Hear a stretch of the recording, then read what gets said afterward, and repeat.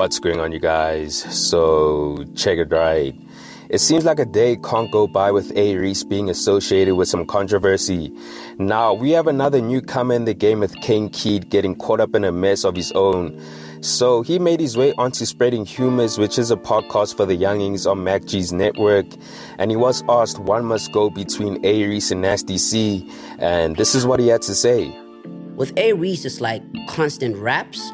And sometimes it feels like the topic is being repeated. You know what I'm saying? No, I have to be honest. I have to be honest. Tight. With A-Reece, it seems like it's always betrayal, it's always friendships, it's always, you know what I'm saying? I don't think I've had like a wide enough versatility from You're making Reece. a lot of sense. You know what I'm saying? Like, You're spitting bars. I'm not even speaking from a fan perspective because don't get me wrong, I am a fan of his music. Yeah. But when we're talking like, would you rather listen to guys, Nasty or A-Reece forever? So did. I would choose Nasty C, man. Okay. Yeah. Now, this clip caused a mess on the timeline. I mean, people aren't necessarily upset at the fact that he chose Nasty over Reece because music is subjective and we all have our favorites, but it's his reasoning for choosing Nasty over Reece that got people upset.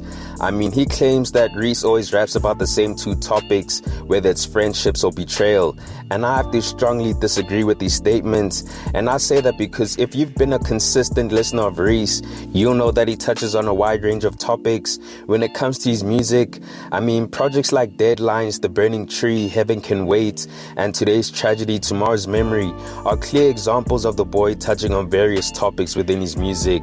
Now, when it comes to the two topics that Keid mentioned, well, it's the ones that usually get highlighted, and that's because conflict and controversy always bring in the numbers and engagement when it comes to the general public. Now, as I said, the clip caused quite a bit of controversy on the timeline, and we had a lot of people voice how they feel when it comes to this matter. I mean, we had some users come out to say the following: I was rooting for you, boy. I was hoping you get signed by RCR, but after this, I'll never stream your music ever again. I seriously think most people that comment on A-Reece's music don't listen to A-Reece, because I know every single song in his catalog, and I can say with my chest that he touches on other topics besides that. A-Reece doesn't rap about the same thing. This idiot saw what was being said on Twitter, went to a podcast and just repeated what a bunch of other idiots were saying. If you truly listen to A-Reece, you'd know that he doesn't rap about the same things. A-Reece must ignore these kids, they baiting him. Surely there are better ways to see clout. So those are just a few comments from the many that disagreed with these sentiments, but there were some individuals who agreed with what he said. So we had another user say, he's speaking facts though. After TWC, for the longest time, the subject matter was the same. Even after the fallout with Words and Mash, again he was using that. But you know the clout won't admit it, and I'm afraid they won't be supporting Kane anymore. It's war with them now. And Kane replied by saying, I never made music for that cult. I didn't trend or get talked about because of the cult or murder. Now, his response didn't help his cause at all. I mean, calling the Slimes a cult only makes matters even worse. And the way he's been maneuvering on social since the clip went viral, well, you can tell it's amateur hour. I mean, on IG, we had another user say, Slimes are cooking you on Twitter, broski, for the capping you did on that podcast. And he replied by saying, Amahlanya lawo. And then we had another user on X say the following, at Keid, it's like that. Siyahlanya manje. Is this a thanks we get for promoting your music, for believing in you? It might have worked for the few others who shit on us and Reece, but it won't work to all of y'all. Just saying. And Kane replied by saying, you guys are unreasonably controversial. Only engage if it's hatred spewed or controversy and comparisons to Reece or anyone in that camp, not necessarily purely off the music. I do apologize for the way the comment came across though. My bad, OG. So the kid just keeps digging a deeper hole for himself.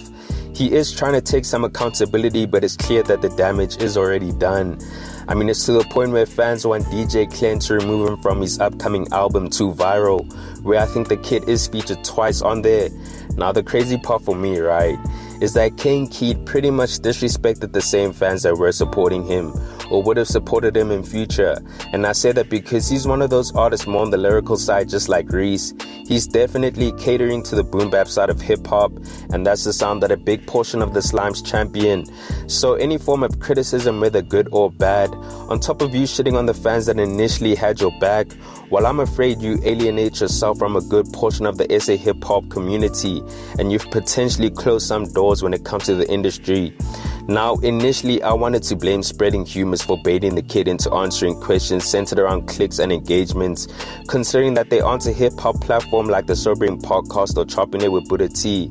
But after watching the entire episode, it's clear that the kid loves to over-explain himself, especially when it comes to speaking on other artists. I mean, it's clear that there isn't any form of media training when it comes to him speaking, and there's no PR to help him protect him from certain questions. Okay, Fred. Yeah. Blackie or Smamani? Which one must go? Damn. Blackie must go. That's Blackie crazy. must go. Both Yeah. you did say shout out to Smamani. Like, Yeah, I love Smamani, dog. Okay. I mean, with Blackie, it's a bit.